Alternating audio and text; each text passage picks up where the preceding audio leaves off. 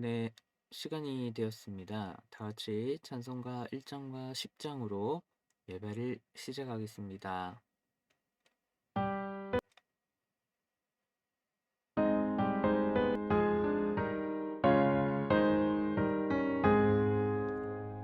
만복의 근원 하나님, 온 백성 찬송 드리고 저천사여 찬송하세.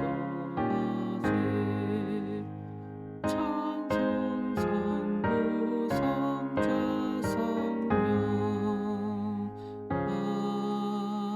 아멘.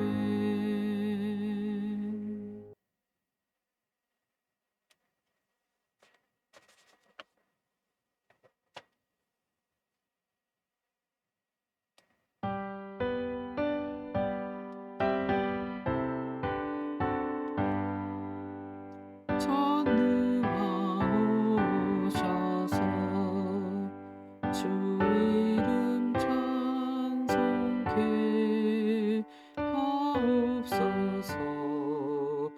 영광과 권능의 성부여 오셔서 우리를 다스려 주옵소서.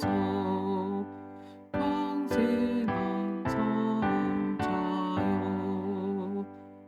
오셔서 기도를 들으소서. 택하신 백성들 복 내려주시고 거룩한 마음을 주옵소서. 위로의 주 성령 오셔서 큰 증거 주옵소서. 전능한 주시여 각 사람 맘에서 떠나지 마시고 계십소서. 성삼위일체께 한없는 찬송을 드립니다.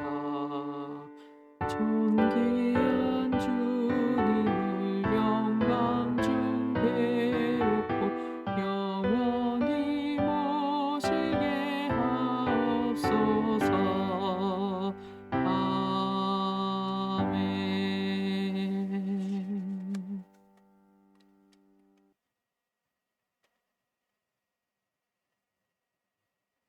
사랑하는 할렐루야. 여호와는 나의 능력과 찬송이시요 또 나의 구원이 되셨도다. 의인의 장막에 기쁜 소리 구원의 소리가 있으며 여호와의 오른손이 높이 들렸으며 여호와의 오른손이 권능을 베푸시는도다. 하나님은 영이시니 예배하는 자가 영과 진리로 예배할지니라. 아멘. 사랑하는 형제 자매 여러분, 우리는 예수 그리스도를 통해 하나님의 전적인 은혜로 구원을 받았습니다. 이 시간 그 놀라운 은혜에 감사하며 죄악된 삶을 회개하고 하나님이 보시기에 아름다운 삶을 살아가도록 간절한 마음으로 기도하겠습니다.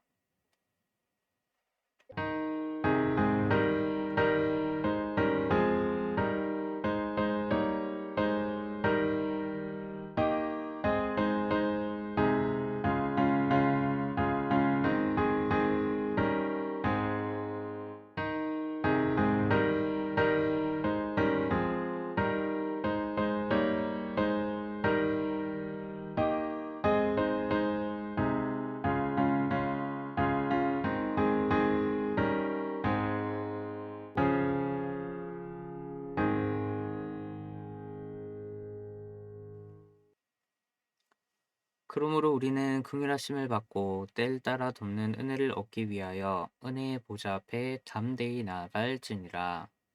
사랑이 많으신 주님, 이 놀라운 용서의 은총을 허락하신 것에 감사드립니다.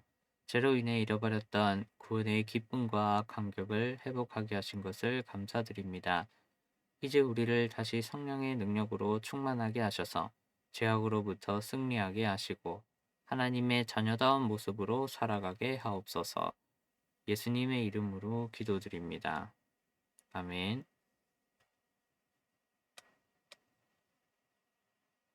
다 같이 사도신경으로 신앙을 고백하겠습니다. 전능하사 천지를 만드신 하나님 아버지를 내가 믿사오며 그 외아들 우리 주 예수 그리스도를 믿사오니 이는 성령으로 잉태하사 동정녀 마리아에게 나시고 본디오 빌라도에게 고난을 받으사 십자가에 못 박혀 죽으시고 장사한 지 사흘 만에 죽은 자 가운데서 다시 살아나시며 하늘에 오르사 전능하신 하나님 우편에 앉아 계시다가 저리로서 산자와 죽은 자를 심판하러 오시리라. 성령을 믿사오며 거룩한 공예와 성도가 서로 교통하는 것과 죄를 사하여 주시는 것과 몸이 다시 사는 것과 영원히 사는 것을 믿사옵나이다. 아멘. 이어 교동문을 낭독하겠습니다. 할렐루야. 하늘에서 여호와를 찬양하며 높은 데서 그를 찬양할지어다.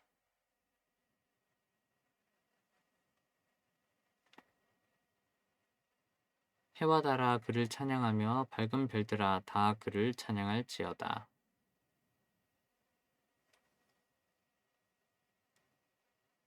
그것들이 여호와의 이름을 찬양함은 그가 명령하심으로 지음을 받았음이로다.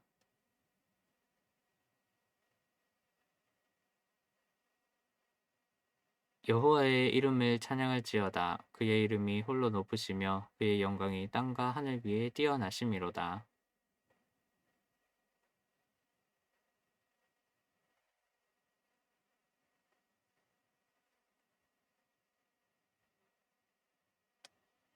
여호와의 영광이 나타나고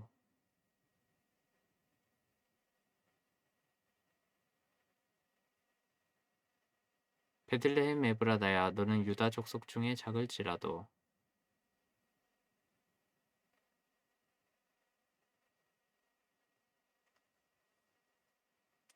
이는 한 아기가 우리에게 낳고 한 아들을 우리에게 주신 바 되었는데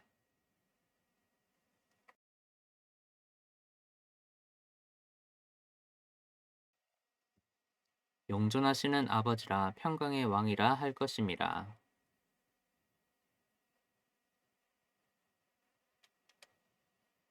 또 다윗의 왕자와 그의 나라에 군림하여 그 나라를 굳게 세우고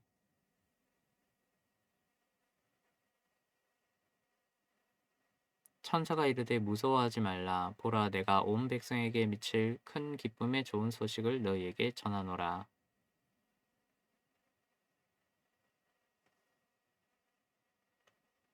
하나님께서 그를 사망의 고통에서 풀어 살리셨으니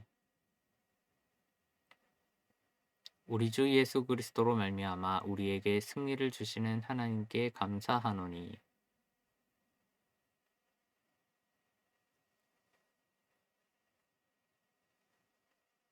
이 말을 할 때에 예수께서 친히 그들 가운데 서서 이르시되 너희에게 평강이 있을지어다 하시니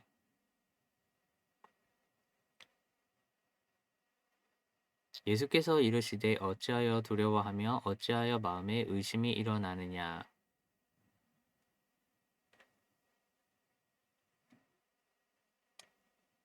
영과 살은 영은 살과 뼈가 없으되 너희 보는 바와 같이 나는 있느니라.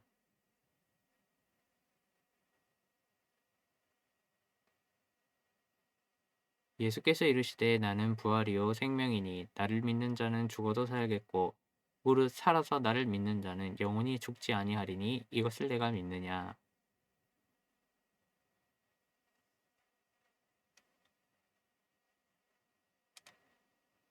그 후에 내가 내 영을 만민에게 부어주리니 너희 늙은이는 꿈을 꾸며 너희 젊은이는 이상을 볼 것이며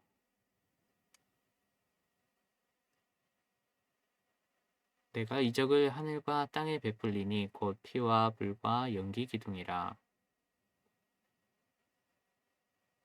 해가 어두워지고 달이 핏빛같이 변하려니와 이는 나 여호와의 말대로 시온산과 예루살렘에서 피할 자가 있을 것이며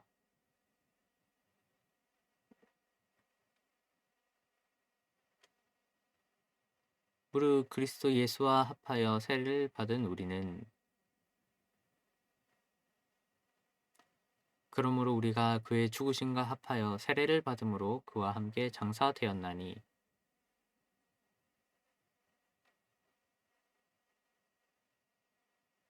우리로 또한 새 생명 가운데서 행하게 하려 함이라.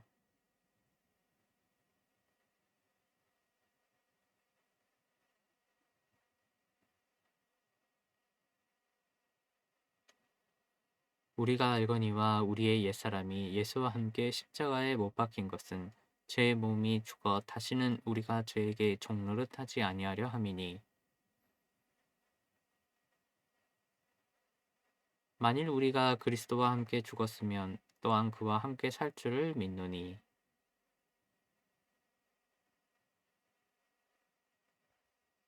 사망이 다시 그를 주장하지 못할 줄을 알미로라. 예수께서 이르시되 나는 생명의 떡이니 내게 오는 자는 결코 줄이지 아니할 터이요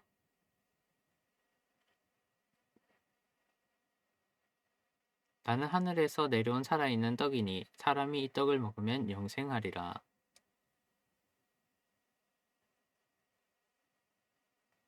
내 살을 먹고 내 피를 마시는 자는 영생을 가졌고 마지막 날에 내가 그를 다시 살리리니 내 살을 먹고 내 피를 마시는 자는 내 안에 거하고 나도 그의 안에 거하나니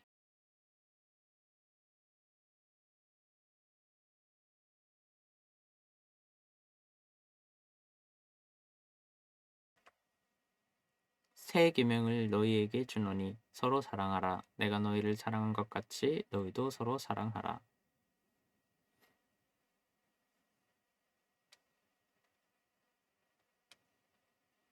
또 내가 새 하늘과 새 땅을 보니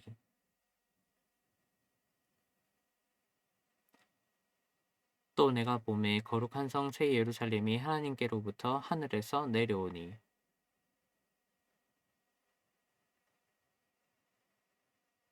내가 들으니 보좌에서 큰 음성이 나서 이르되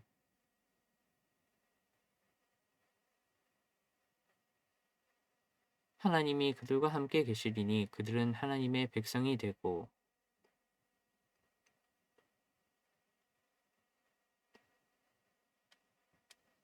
다시는 사망이 없고 애통하는 것이나 곡하는 것이나 아픈 것이 다시 있지 아니하리니 보좌에 앉으신 이가 이르시되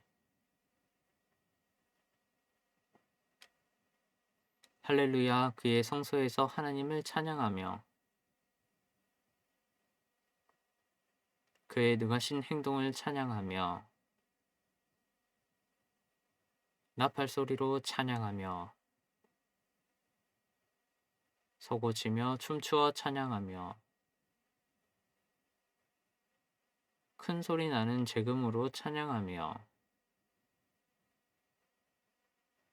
호흡이 있는 자마다 여호와를 찬양할지어다. 할렐루야. 아멘. 네, 오늘 주시는 하나님의 말씀은 시편 6편 1절에서 5절입니다. 시편 6편 1절에서 5절입니다. 제가 봉독하도록 하겠습니다. 다윗의 시 인도자를 따라 현악 8째 줄에 맞춘 노래 여호와여 주의 분노로 나를 책망하지 마시오며 주의 진노로 나를 징계하지 마옵소서. 여호와여 내가 수척하였사오니 내게 은혜를 베푸소서. 여호와여 나의 뼈가 떨리오니 나를 고치소서. 나의 영혼도 매우 떨리나이다. 여호와여 어느 때까지니까? 여호와여 돌아와 나의 영혼을 건지시며 주의 사랑으로 나를 구원하소서. 사망 중에서는 주를 기억하는 일이 없사오니 스올에서 주께 감사할 자 누구리이까? 아멘.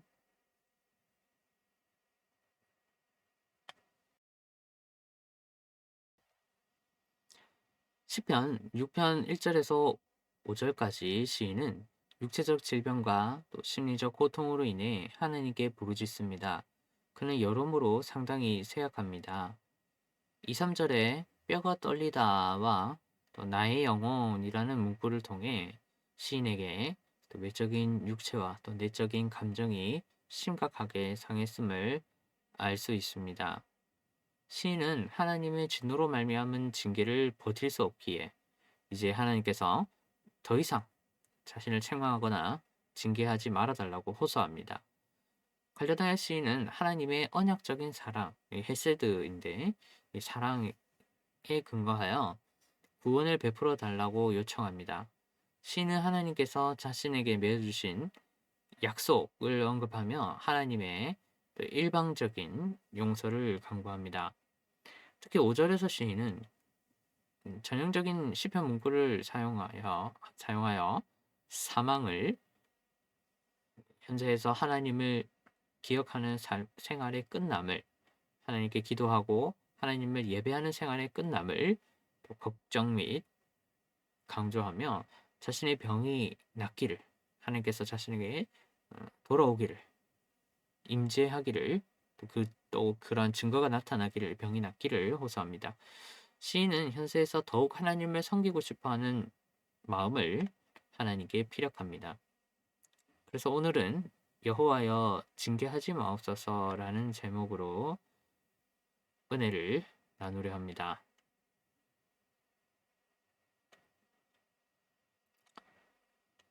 먼저 시편 6편의 대략적인 내용을 살피겠습니다. 시편 6편은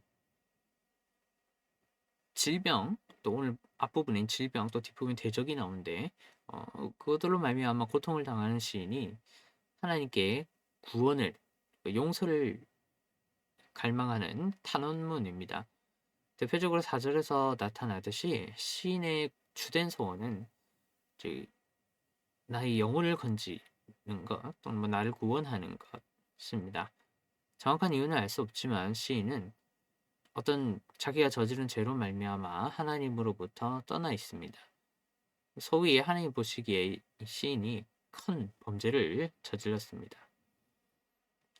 이때 시인의 범죄는 본문의 어디에서도 직접적으로 드러나지 않습니다. 또 시인이 겪는 그 정확한 병명, 또 대적의 정체가 직접적으로 드러나지 않습니다. 다만 시인은 지금 현재 진행 중인 하나님의 징계와 책망으로 말미암아 그 질병과 대적, 또 원수로 표현되기도 하는데 그것으로 말미암아 고통을 당하고 있으며 그것이 자신에게 죽음 또는 사망을 가져올 것 같다 이렇게 말합니다. 물론 시인의 간구는 단순한 절망으로 끝나지 않습니다. 최종적으로 뒤쪽에 보면 시인은 하나님께서 자신을 용서하셔서 구원하셔서 모든 어려움을 극복하고 승리를 얻게 되리라 확신합니다. 시인은 하나님의 돌아옴을, 질병이 낫고 대적으로부터 승리하기를, 하나님 자신과 함께하는 증거가 드러나기를 확신합니다. 즉 이 시편 6편은 시인이 처한 구체적인 어떤 상황, 범죄명이나 질병명 이런 걸 설명하기보다 시인이 경험하고 있는 지금 고통스러운 상황으로 말미암아서 하나님께 용서를 구하고 또 그것을 확신하는 신앙인의 모습을 강조합니다. 일종의 믿음의 본을 강조합니다. 시편 6편에서 시인은 매우 간절하고 어떻게 보면 처절할 정도로 하나님께 용서를 강구하고 호소합니다. 또 이어서 시편 6편의 전체적인 구조를 좀 보겠습니다. 1장을 보면 굳이 장으로 나누면 1장 1절에서 한 3절까지를 1장으로 보면 주님의 이름을 부르는 것으로 수미상관을 이룹니다. 주님의 이름을 4번이나 여호와여 4번이나 반복하죠. 시인은 주님께 하나님의 책망과 징계로 말미암아서 굉장히 힘들다고 하소연합니다. 이러한 책망과 징계라는 이 단어는 특히 1장의 핵심 문구인 고쳐주십시오와 잘 어울립니다. 주님께 구원을, 이제 치료를 부탁하는 시인의 그 간절함을 강조합니다. 잘 드러나죠. 2장 이제 4에서 5절은 시인은 주님께서 자신을 버렸으며 또 자신이 죽음으로부터 가까움을 애통해야 합니다. 시인은 아주 유사한 표현이죠. 사방과 수를 언급하며 자신이 살아서 주님을 찬양하고 싶다 이렇게 말합니다. 시인은 절체절명의 위기 가운데 주의 인자하심으로 구원받기를 용서받기를 간청합니다. 3장 6, 7절에서 시인은 2장을 이미지로 구체화합니다. 시인은 자신의 현실을 섬세하게 묘사합니다. 2장에서 언급된 사망과 또 스울이 자신의 그 서글프고 힘든 고통스러운 현실이 눈물, 3장에서 또 울음, 밤, 눈먼 등으로 이미지화됩니다. 4장에서 시인은 8절에서 10절까지 대적들을 향해 나를 떠나라 라고 선언하며 갑자기 그들이 물러갈 것이라 확신합니다. 시인은 자신을 괴롭히는 대적들이 머지않아 패배하리라 선언합니다. 시인은 자신에게 내려진 하나님의 징계로 질병뿐만 아니라 대적들로 말미암는 생명의 위협을 언급합니다. 시인은 자신에게 임한 모든 징계를 솔직하게 다 드러냅니다. 참고로 시편 6편에서 1장과 4장이 수미상관을 이룹니다. 1장은 긍휼히 여기소서로 시작했고 어느 때까지입니까? 로 마쳤습니다. 4장은 또 그것의 평행 구문으로 주께서 내 기도를 받으셨습니다. 나를 긍휼히 여기셨다. 또 머지않아 어려움이 해결될 것이다. 라고 말합니다. 또한 1장에서 시인은 내가 몹시 떨립니다. 라고 말하고 4장에서 시인은 또 그것의 평행 구문으로 나의 원수가 심히 떨 것이다. 떨 것입니다. 라고 말합니다. 즉 시인은 1장과 4장을 의도적으로 반복적으로 평행시킵니다. 여러 번 있죠. 그런 구문들이 평행 및 반복되는. 이런 수사학적 효과는 하나님의 구원을 희망하는 시인의 확신을 강화합니다. 이어 시편 6편의 용례를 좀 알아보겠습니다. 전통적으로 시편 6편은 질병으로부터 씻음을 받을 때, 또 대적으로부터 위협을 당해 제사를 드릴 때 성전에서 사용됐습니다. 왜냐하면 시편 6편은 질병의 고통과 대적의 출현이 죄의 대가일 수 있음을 전제로 해서 그 상황에서 신앙인으로서 어떻게 대처해야 할지를 잘 알려주기 때문입니다. 이 시편 6편은 다윗의 저작으로 추측되는데요. 아마 이 시편 6편이 사무엘하 11, 12장 또 15장을 배경으로 하는 것 같습니다.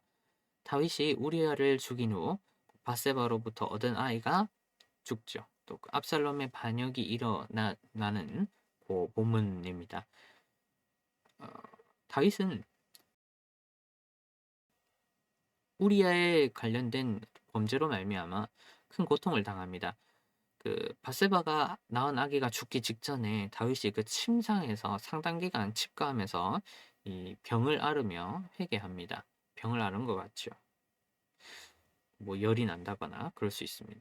그런 것 같습니다. 또한 압살롬의 반역이 일어났을 때 다윗이 실제로 발람군에게 목숨을 잃을 뻔하죠. 이렇게 아주 그 기간 동안 굉장히 위험에 처합니다. 물론 시인이 누구이면 정확하게 무슨 죄를 저질렀는지 100% 확실하지는 않습니다. 시편은 아주 매우 제한적인 정보만 제공합니다. 독자는 뭐 그냥 시인이 범죄로 말미암아 질병을 얻었고 또 어떤 이스라엘이라는 신앙 공동체이자 민족적인 공동체 안에서 대적을 상대하게 되었거나 위협을 당하고 있거나라고 추측할 뿐입니다. 하지만 이 시편 6편이 다윗의 저작이라는 관점은 방금 이야기한 그런 다윗의 어떤 신앙 생활을 기억할 때 아주 적절합니다. 다윗만큼 극적으로 제사함의 은혜를 경험한 사람이 없습니다. 실로 이 시편 6편은 죄를 지었음에도 불구하고 하나님께 다시 나아갈 수 있는 신앙인의 특권, 또 죄를 지었음에도 불구하고 신앙인을 전인격적으로 구원하는, 육체적으로나 정신적으로나 구원하는 그 하나님의 자비로움을 아주 강조합니다. 아주 아름답게 수사학적으로 또 시편 6편이 구성되어 있습니다. 단어도 그래야죠. 참고로 이 시편 6편은 초대 교회에서도 예배 중에 사용되었는데요. 언제냐면 그 사순절의 첫날 제의 수요일 애쉬 웬스데이에 사용했습니다. 어, 개혁교회는 뭐 조금 익숙하지 않은, 특히 한국의 경우 그럴 수 있는데요. 이 아주 중요한 날이기도 합니다. 이 사순절 첫날이죠. 특징적으로 이날은 회개하는 자의 머리에 죄를 뿌리고 또 부활절을 준비하도록 합니다. 시편 6편은 초대교회에서 신앙인들의 이마에 이 죄를 발라 죄를 고백하며 이제 부활절 전까지죠. 한 40일 정도 그리스도의 고난을 묵상하는 그 40일을 시작하는 그 시작점에 이 시편 6편을 초대교회가 예배에 사용한 것이죠. 이는 매우 적절한 사용입니다. 시편 6편은 시인에게 주어진 범죄로 말미암는 고난을 전제하기에 후대 신앙인들에게 자연스럽게 그리스도의 그 인간으로 말미암는 고난을 떠올리도록 합니다. 그리스도의 인간으로 말미암는 고난을 기억하려는 그 시점에, 사순절을 시작하는 그 시점에 하나님으로부터 용서받고 회복받을 수 있는 그 신학적 원리, 그리스도의 고난으로 말미암는 의로움의 증가, 또 개인적인 경험, 하나님의 뜻에 거스르며 그리스도에게 고난을 요구한 그 개개인마다 다 있죠. 그런 행동을 이 신앙인에게 어, 떠올릴 수 있는 아주 좋은 시편이다. 라고 이 6편이 말할 수 있습니다. 이제 구체적으로 본문을 살피겠습니다. 먼저 1절에서 시인은 다짜고짜 여호와여 라고 외칩니다. 이어 주의 분노와 또 주의 진노가 각각 책망하다, 징계하다의 앞에 나와서 또 평행 및 반복됩니다. 1절에서 시인은 주님의 책망과 징계를 인정하면서도 주님께서 자신에게 너무 화내지 않기를 수사학적으로 호소합니다. 이 책망하다와 징계하다는 법정에서 재판관이 잘못을 저지른 사람을 범죄자로 넌 범죄자야 이렇게 규정하고 그에 알맞게 너는 이렇게 벌을 내리겠어 책임을 묻는 상황에 사용됩니다. 물론 1절에서 이들은 하나님에게 적용되어 또 준엄한 재판관으로서 범죄한 시인을 벌하는 의로운 하나님을 수사학적으로 강조하기도 합니다. 이어 2절에서 하나님의 이제 화남이라고 표현하겠습니다. 하나님의 화남은 시인에게 발생한 그 질병으로 구체화됩니다. 시인은 질병을 통해 하나님의 화남을 혹독하게 체험합니다. 이때 시인은 자신의 죄에 대한 하나님의 화남을 인정하되 자신의 수척해짐을 강조합니다. 이 수척함이라는 단어는 누군가에게 어떤 육체적인 활력 또는 생산성이 사라졌을 때 사용됩니다. 시인의 신체적인 쇠락을 의미하죠. 정확히 어떤 상황인지는 모르지만 시인은 어, 육체적으로 아주 심각하게 병이 들어서 자신의 몸을 지탱할 수 없는 그런 상황입니다. 나아가 시인은 자신의 모습을 나의 뼈가 떨립니다 라고 묘사합니다. 시인은 자신의 육체뿐만 아니라 정신도 혼란스러움을 호소합니다.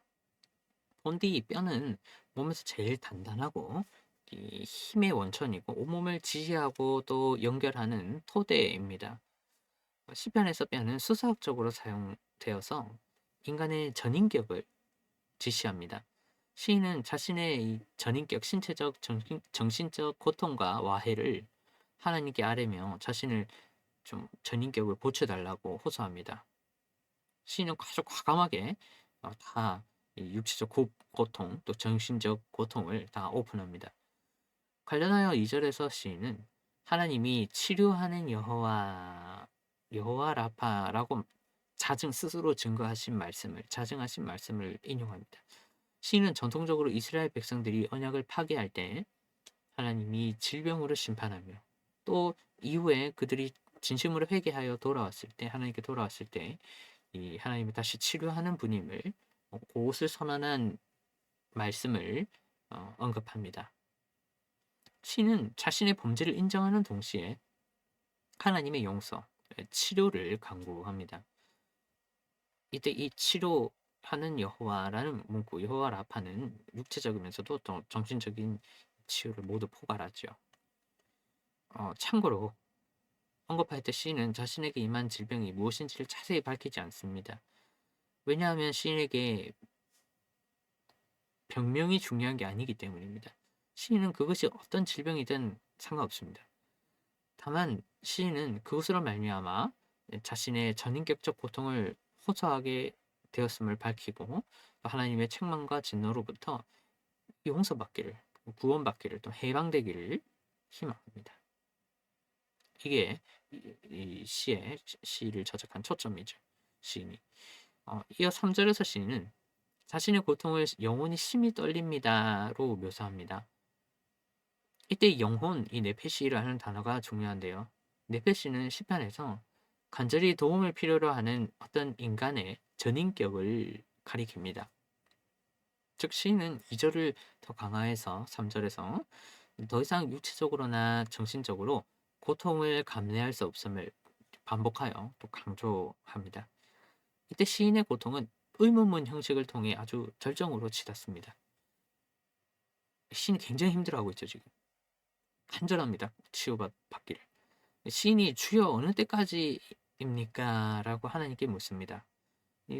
이것은 아주 전형적인 그 문체인데요. 슬픔을 드러내는 시, 애가시에서 사용된 전형적인 문구인데 하나님의 침묵이 너무 길다라는 겁니다. 그러니까 얼마나 참기 힘들었으면 시인은 뭐 그냥 주님 언제까지 이렇게 힘들어야 합니까? 주님 언제까지 이렇게 아픕니까? 이 언제 끝납니까? 이 언제 끝나는 거예요? 라고 말합니다. 이 문구는 죄로 말미암아 질병이라는 징계를 받은 신앙인의 비참함을 잘 드러냅니다. 시인은 고통스러운 상황으로 말미암아 도움을 구하는 이 외마디 외침을 내뱉을 뿐이죠. 이어 4절입니다. 4절에서 시인은 3절에서 사용되었던 이 네페시라는 단어를 또 반복하고 또 반복적으로 또 강조합니다. 하나님께서 이 자신에게 돌아와 주십시오라고 말하기 위해서 이 네페시라는 단어를 또 사용하는데요. 시는 전인격적으로 느끼는 어떤 두려움과 무력감을 표현하며 하나님께서 돌아와 주시기를 요청합니다. 시인은 하나님의 바짓가랑 우리식으로 그냥 표현하면 이 바짓가랑이를 붙잡고 움직이지 못하도록 합니다.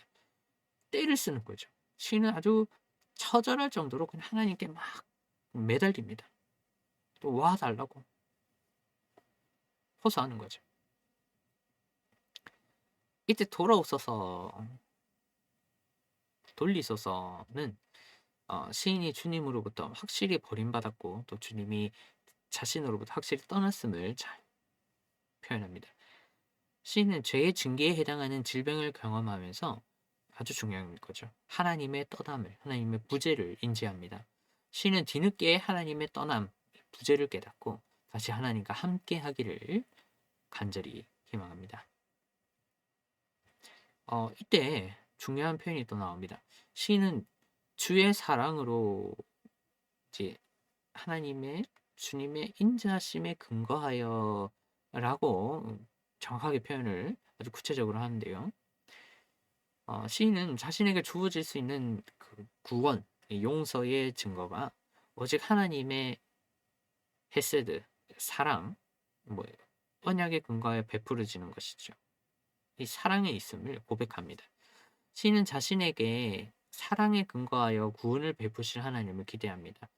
언약에 근거해서 그러니까 자신의 죄를 자복하는 자를 용서하기로 약속하신 그 하나님을 간구합니다. 곧 하나님과 자신이 함께 하실 것이라 시인은 희망하면서 또 선언하면서 또 기대하면서 지금 이렇게 노래를 부릅니다. 이어 5 절입니다. 시인은 5 절에 왜냐하면이라는 단어를 통해 이게 들어가 있는데, 하나님이 자신의 호소에 적절히 응답해야 하는 이유를 조금 더 설명합니다. 부연 설명을 하는 거죠. 시인은 현세에서 하나님과 교제하고 싶음을, 뭐 예를 들어서 찬양하고 예배하고 싶음을 하나님께 피력합니다. 달리 말해 시인은 임박한 사망 또는 뭐 죽음으로 표현되기도 하는데, 그것으로 말미암는 어떠함을 강조합니다. 시인은 하나님에 대한 기억 또 하나님에 대한 감사가 단절될 수 있음을 강조합니다. 시인은 사망을 하나님과 일시적인 관계 단절로 표현하면서 내가 죽으면 난 너무 아쉬울 거예요. 이 아쉬움을 토로합니다. 관련해서 시인이 죽은 자가 가는 곳인 그 스올을 언급합니다. 일반적으로 원래 이 스올은 특히나 시편에서 가치 중립적인 장소입니다. 최후의 심판에 이르기까지 죽은 자들이 모두 가는 곳이죠. 성경 표현에 따르면 소위 그냥 잠을 자는 곳입니다. 거기서 잠을 자는 거죠. 죽은 자들이. 이는 신앙의 유무를 막론하고 모든 사람이 가는 장소입니다. 과거에도 그랬고 지금도 그렇고 앞으로도 그렇습니다. 이 가치 중립적인 장소라고 표현을 했는데, 그러니까 창세기 3장에서 보면 인간에게 주어진 사망은 인간에게 주어진 죄의 대가로 이렇게 자꾸만 이게 무조건 직결시키려는 경향이 있는데, 이제 이게 무조건 직결되는 게 아닙니다. 그건 또 다른 문제인데, 인간에게 주어진 새로운 라이프 사이클 안에 포함되는 것이 이 죄를 뭔가 지었다고 하겠습니다. 그렇기 때문에 새로운 인간에게 라이프 사이클이 주어졌죠. 그 안에 포함되는 무엇인가가 이 사망인 겁니다. 이것은 좋다 하면 좋다고 할 수 있고 또 나쁘다 하면 나쁘다고도 할 수 있는 것이죠. 다음에 또 한번 자세히 다룰 텐데요. 다만 그렇지만 이렇게 원래 가치 중립적이지만, 다만 시인과 같이 현세를 살아가는 인간의 입장에서 소울은 현세에서 누릴 수 있는 하나님과의 기쁨, 이 함께함을 제공하지 않습니다. 소울은 또 다른 세상이죠. 그냥 쉽게 표현하면. 예를 들어서 소울에서 인간은 현세처럼 하나님을 찬양하고 예배할 수 없습니다. 이것들은 지금 현세에서 아주 제한적으로 누릴 수 있는 것입니다. 특권인 것이죠. 특별한 지금 시기입니다. 즉 시인은 현세에서 누릴 수 있는 하나님과의 교제를 특별한 것으로 묘사하면서 그것을 희망하는 자신을 좀 스올로 좀 보내지 말아 달라 이렇게 호소합니다. 시인은 스올로 가지 않고 현세에서 살면서 주님을 찬양하고 예배할 수 있기를 희망합니다. 사망을 걱정하면서 자신이 가게 되면 이제 아쉬운 마음을, 그럴 수 있으니까 그 아쉬운 마음을 피력하는 거죠. 그렇습니다. 이 시인은 단순히 죽음에 대한 어떤 막연한 두려움 때문에 죽음을 거부하지 않습니다.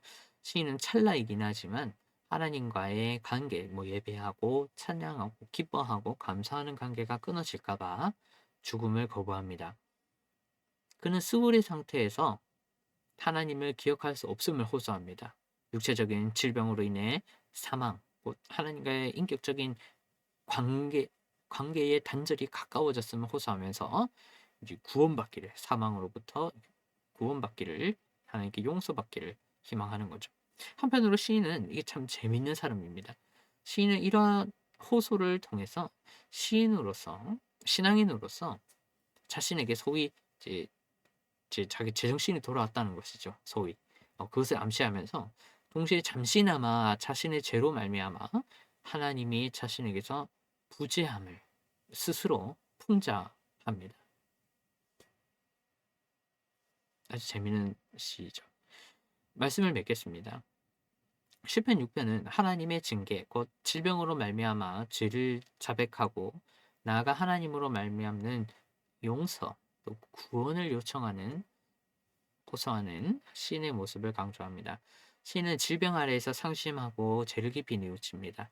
시인에게 하나님은 의롭지 못한 행동을 벌인 신앙인을 책망하고 징계하는 분입니다. 다만 시인에게 하나님은 자신의 죄와 고통을 솔직하게 아뢰며 자비를 호소하는 신앙인들에게 구원을 베푸네 용서와 해방을 베푸는 분이기도 합니다. 하나님은 그렇습니다. 시인을 포함한 평범한 이 장창한 목사를 포함해서 평범한 우리네 그리스도인들에게 엄격하면서도 자비로운 분입니다. 하나님은 반드시 징계하되 반드시 용서합니다. 혹시 신과 함께 죄와 벌이란 영화를 보셨습니까? 이게 상당히 토속적인 신앙 색채가 강합니다. 그 내용이 다 우리 토속 신앙에서 전부 다 갖고 온 거죠.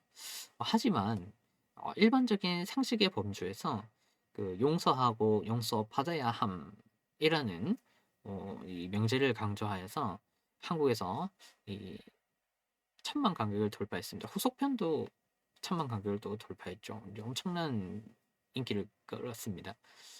이는 어떤 종류의 신앙을 가졌더라도 한국인들에게 포괄적으로 공감되는 부분이 있다를 의미합니다.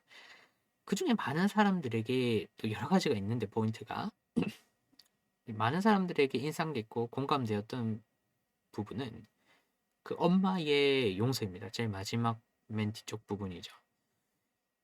약간 스포를 하면 차태현과 김동욱이 어렸을 때 엄마가 말을 못하는 사람이죠. 농아입니다. 그 엄마를 죽이려 했던 어렸을 때 그 적이 있습니다. 차태현과 김동욱과 엄마가 셋이 같이 살았는데 아주 힘들게 살았습니다. 시장에서 물건 팔고 아주 오래된 집에서 살았죠. 엄마는 한동안 의식불명의 상태에서 어떠한 이유로 좀 깨어나지 못합니다. 그래서 조금 너무 힘든 거죠. 어린 차태현이 엄마를 먼저 죽이고 그 동생도 죽이고 자기는 자살하려고 합니다. 어린 차태현은 그 잠을 자던 엄마를 베개로 이렇게 눌러가지고 의식이 없으니까 짓누르려고 합니다. 근데 변수가 생기죠. 동생이 잠에서 탁 깨가지고 엄마를 죽이려 한 형을 말립니다. 그래서 어린 차태현이 걔가 이 어린 김동욱을 죽도록 때리죠. 아마 못난 자신과 돌보기 힘든 동생, 그 동생이 영양실조에 걸려 있었습니다. 그 쓰러져 있는 누워 있는 그 엄마를 향해서 여러 가지 복합적인 아주 분노로 말미암아서 그렇게 막 동생을 막 때리게 됩니다. 근데 이때 놀랍게도 엄마가 그 불명이 아니었죠. 엄마에게 의식이 돌아왔었습니다, 그때. 그런데도 엄마는 차태현이 자기를 이렇게 어린 차태현을 죽이려 할 때 가만히 있습니다. 얘들에게 해줄 수 있는 게 없으니까 그냥 조용히 죽는 것이라도 해주려고 하는 거죠. 엄마는 어린 자녀들에게 짐이 되지 않으려고 죽음을 받아들입니다. 이후 영화에서 엄마의 용서가 또 구체적으로 드러납니다. 이 마지막에 엄마가 아주 중요한 연출을 하죠. 그래서 뭐, 어, 애들에게 이제 아무 잘못이 없어. 다 엄마 잘못이야. 사랑해라고 말을 하면서 이렇게 아들을 끌어안고 그 둘째죠. 그 김동을 끌어안으면서 이렇게 합니다. 엄마는 자신을 죽이려 그렇게 하면서 큰아들의 죄까지 용서하며 또 자녀들에게 다 사랑한다고 고백을 합니다. 이 영화가 엄마를 그 아들의 어떤 잘못도 용서하는 존재로 묘사하죠. 그래서 인기가 굉장히 공감도 많이 되고 좋았습니다. 여러분, 굳이 말하면 이와 비슷하게 하나님은 자녀인 신앙인이 잘못을 고백하며 용서를 구할 때 반드시 받아줍니다. 하나님은 무한하게 자비를 베풉니다. 하나님은 신앙인의 어떠한 범죄라도 모두 용서합니다. 왜냐하면 신앙인을 자신의 자녀로 여기기 때문입니다. 하나님은 법적으로 신앙인을 자신의 자녀로 입양했습니다. 이미 끝났습니다. 이미 했습니다. 하나님은 자신의 죄를 자복하고 용서를 구하는 모든 그리스도인들을 언제나 용서합니다. 왜? 자녀이니까. 혹시 다윗과 같이 못된 범죄, 누군가를 살해하고 그 아내를 겁탈하고 말이 안 되는 거죠. 이런 말도 안 되는 못된 범죄를 저질러서 하나님으로부터 질병 등의 징계를 받고 있습니까? 신앙인으로서 하지 않아야 할 행동을 행하여 하나님으로부터 온몸과 정신이 고통을 받고 있습니까? 좀 그보다 덜할 수도 있겠죠. 만약 그렇다면 하나님께 당신의 죄를 자백하고 육체와 정신을 치료하시는 유일한 의사이신 하나님께 용서를 호소하십시오. 당신은 오직 하나님께 당신에게 벌을 내리고 또 당신에게 용서를 할 수 있는 분에게 간절히 매달려야 합니다. 여러분, 하나님으로부터 징계를 받는 것은 아주 좋은 일입니다. 이는 하나님의 자녀들에게 긍정적으로 작용합니다. 왜냐하면 하나님의 징계, 질병이든 신앙인들에게 그 죄를 기억하게 하기 때문입니다. 신앙인은 질병 등의 하나님의 징계를 하나님께서 자신의 죄를 불쾌히 여기시는 징표로 삼을 수 있습니다. 징계로 말미암아 하나님의 마음에 합하게 자신의 마음과 행동을 교정할 수 있습니다. 하나님은 차태현의 그 영화에 나온 엄마보다 훨씬 더 좋은 분입니다. 비교가 안 됩니다. 하나님의 징계에 적절하게 반응하십시오. 그렇다면 차태현이 집을 나온 후 그 15년 동안 겪은 가족과의 단절로 말미암는 정신적인 또 육체적인 고통을 겪지 않아도 됩니다. 하나님의 징계에 적절하게 반응하십시오. 그렇다면 차태현처럼 뒤늦게 가족들과 화해하지 않아도 됩니다. 세월을 아끼십시오. 인생을 이 길을 빙빙 돌지 마십시오. 하나님의 징계에 적절하게 반응하여 지금 당장 하나님으로 말미암는 용서와 구원과 평안을 풍성히 누리기를 원합니다. 그래서 오늘은 잠시 이렇게 기도했으면 합니다. 가능한 한 죄를 거부하고 하나님이 기뻐하시는 삶을 살게 하소서. 만약 질병 등의 하나님의 징계를 받는다면 곧장 하나님께 죄를 자백하고 하나님의 사랑을, 언약적인 사랑을 강구하게 하소서. 그리하여 전인격적으로 하나님으로부터 재빠르게 구원받아 평안을 누리게 하소서. 라고 시간 잠깐 기도하도록 하겠습니다.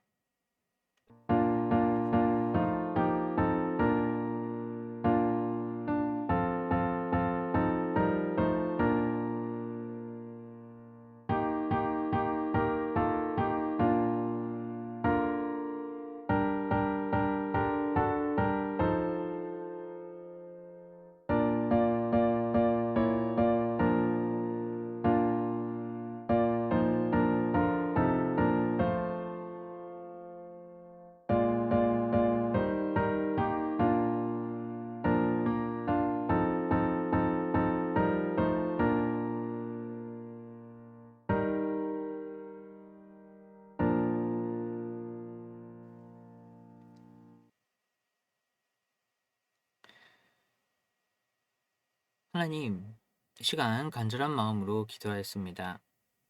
가능한 한 죄를 거부하고 하나님이 기뻐하시는 삶을 살아가게 하옵소서. 혹시 또 어떠한 우리의 죄로 말미암아 징계를 받는다면 곧장 하나님께 죄를 자백하고 하나님의 언약적인 사랑을, 일방적인 사랑을 강구하게 하소서. 그리하여서 육체적으로나 정신적으로나 재빨리 구원받아 평안을 누리게 하소서. 하나님, 또한 이 시간 감사와 순종의 마음을 담아 예물을 드립니다. 이 예물을 기쁘게 받아주시고 하나님이 기뻐하시는 곳에 사용해 주시옵소서. 감사드리며 예수님의 이름으로 기도드립니다. 아멘. 교회 소식입니다. 예배 관련해서 주고 왼쪽 하단을 아래를 참고해 주시고 어, 교회 소식, 교회원 가입 안내 또 홈페이지를 참고하시면 되겠습니다. 2022년 제자 훈련 중인데요. 계속 진행 중인데 제가 또 빨리 잘 준비를 해서 또 방송이나 업로드를 하도록 하겠습니다. 그리고 교회 방송용 컴퓨터를 구입했습니다. 그리고 이제 설정을 계속 하고 있는데요. 또 최선의 화질과 또 음질로 예배 및 강의를 진행할 수 있도록 또 꾸준히 기도와 응원을 부탁드립니다. 잘 되어가고 있고 또 예, 또 예, 그렇게 하고 있습니다. 그리고 또 오늘 본문 관련해서 또 보시면 1절에 현악 여덟째 줄에 맞춘 노래라는 표현이 있는데요. 잠깐 구두로 말씀을 드리도록 하겠습니다. 어 이 방금 이 여덟째 줄에 맞춘 노래 이것은 스미닛이라는 단어를 번역한 결과인데요. 이 개역개정 성경에서 이렇게 해 놨는데 이 스미닛이라는 단어가 있습니다. 이 히브리어 원문에서. 이 스미닛은 해석하기에 따라 조금 다른데 이제 공통적으로 또 핵심적으로 중요한 게 뭐냐면 어떤 현악기 뭐 수금이나 비파 같은 게 당시에 있었겠죠. 그것의 가장 아래에 있는 줄을 의미하는 것 같습니다. 낮은 음을 제공하는 것이 어떤 악기를 또 그런 음을 표현한 것이죠. 이것은 노래의 차분한 분위기를 제공하고 또 장엄하고 진중한 가사를 연주하는 데에 잘 어울립니다. 그래서 시편 6편이 성전에서 또 어떤 누군가 신앙인이 죄를 저질렀을 때에 또 하나님으로부터 구원받기를 원하는 또 그런 노래로서 아주 잘 어울리는 질병과 대적으로부터의 위협을 벗어나는 그런 어, 때에 아주 잘 어울리는 음을 제공한다라고 생각하시면 되겠습니다. 나머지는 주보를 참고해 주시고요.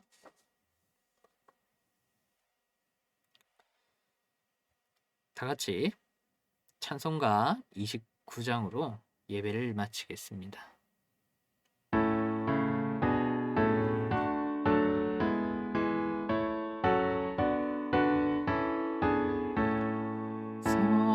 성도여 다 함께 할렐루야 아멘 주 찬양하여라 할렐루야 아멘 주 보좌 앞에서 택하신 은혜를 다 찬송하여라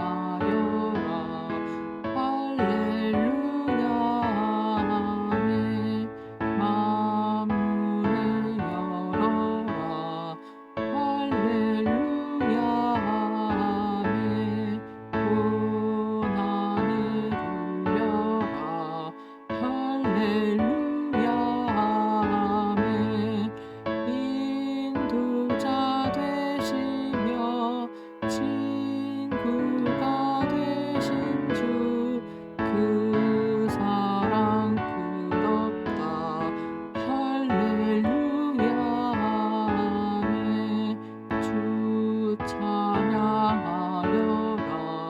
할렐루야 아멘 찬양은 끝없다 할렐루야 아멘 거룩한 집에서 주 은총 기리며 늘 찬송 부르자 할렐루야 아멘.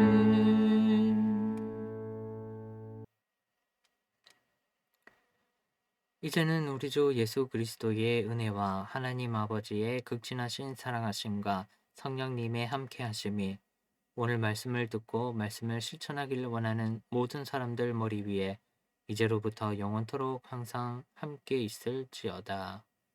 아멘.